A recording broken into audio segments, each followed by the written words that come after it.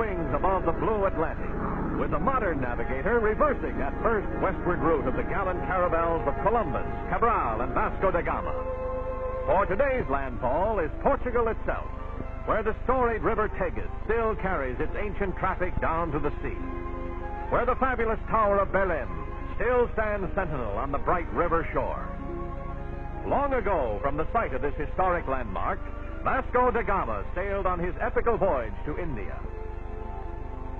The harbor of Lisbon could tell 1,000 stories, tales of glittering Roman galleys, of the intrepid navigators of Prince Henry's day, of that golden age when Portugal ruled over half of the known world. Those glories are gone now, but Lisbon's beautiful Avenida da Liberdade symbolizes the eternal city of the Tagus. Combining the atmosphere of yesterday with the spirit of tomorrow, Lisbon today is a metropolis of some 800,000.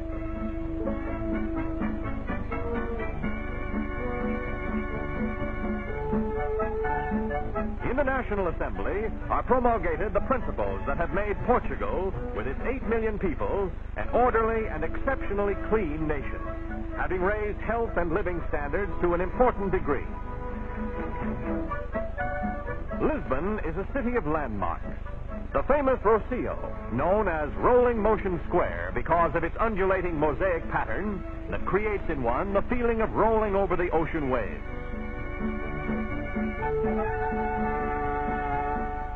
This towering outdoor municipal elevator is another highly unusual spectacle, but one which the Lisbonese literally take in their stride.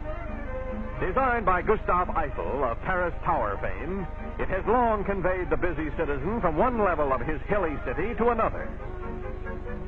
Cable cars also are a necessary part of the civic scene in a city where hill climbing adds to the ups and downs of everyday life. Modernization sets the theme here, with this new building project typifying the progressive planning embodied in Portugal's thriving capital. Here, it's modern housing for the working man, homes which can be purchased on a time payment plan. Further proof that today's Portugal is in step with the future. But time and tradition also survive, and the age-old ways of the Portuguese fishermen have changed but little. Down through the centuries, Lisbon Harbor has been one of his chief ports of call, the riches of the teeming sea his eternal quest, with sardines the principal catch. Fishing remains a major Portuguese industry, supplying much of the daily diet. And as always, the traditional barinas, or fishwives, still hawk their wares through Lisbon's thronging streets. On now to Nazaré, ancient fishing village on Portugal's central coast. For centuries, the people of Nazaré have lived by the singing sea, reaping of its bounty. Village children display the bright and lively plaids that make their costumes as colorful as their traditional customs.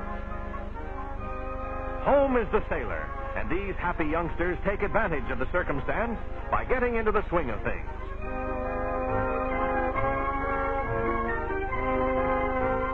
The village fish market presents a picture of activity, as barinas and housewives bargain for the catch. To the highest bidder goes the prize, but not without plenty of sales talk. Fish is the mainstay of the Portuguese diet.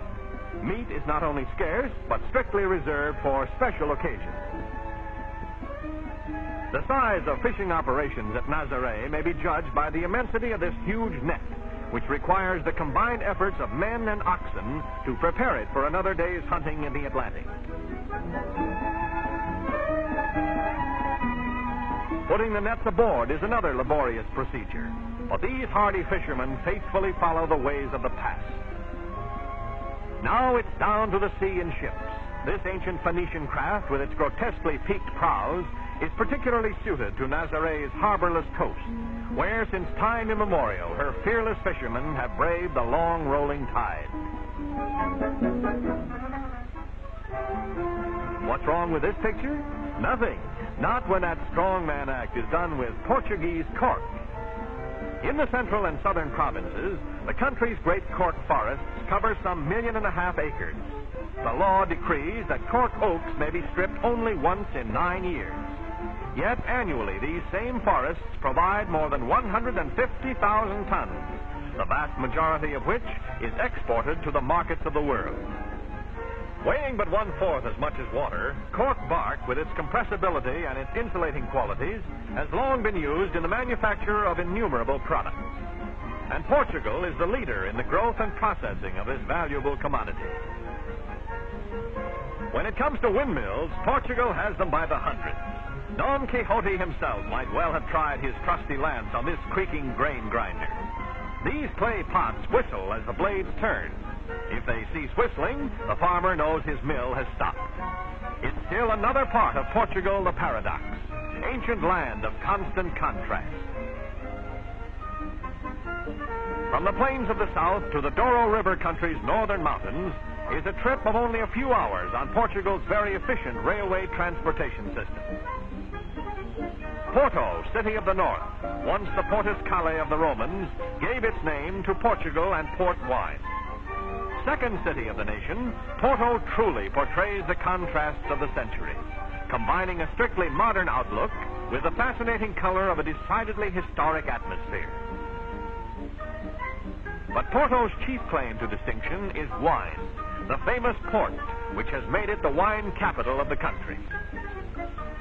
In the rich mountain terrain of the Douro River Valley rise the terraced vineyards which for centuries have fostered the wine of Portugal. Port is the name of a wine made solely from the grapes grown in the Douro Valley. Today, oddly enough, these healthy grapes owe their existence to American rootstock, imported in 1862 to replace the Portuguese vineyards, which were destroyed by a ravaging parasite.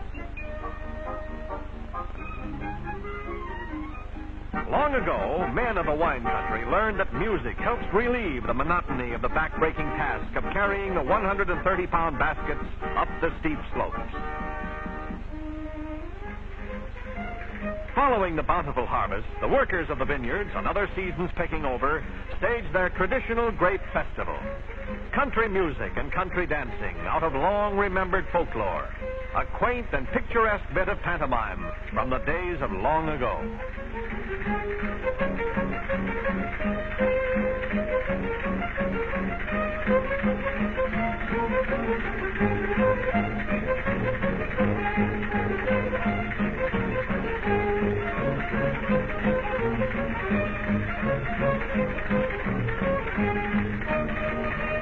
Such is Portugal, historic homeland of the world's great discoverers.